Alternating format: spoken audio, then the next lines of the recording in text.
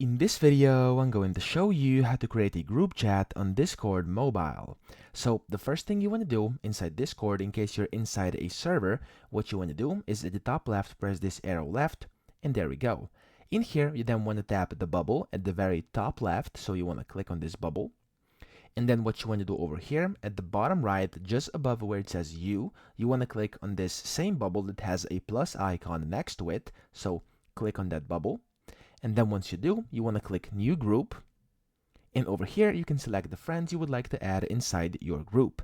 Mind you, to create a group on Discord Mobile, you must have at least one friend in your friend list. So if you have for example, a new account with no friends on it, on the Discord account, you won't be able to make this. But if you have at least one friend like me, as you can see, I'm going to click on it, so on friend, and click Create. And just like that, a new group has now been created, and if I now message in here, this is a group chat and everyone inside the group will be able to see it. So I hope this video helped you out, and if it did, please subscribe to the channel and help me out as well.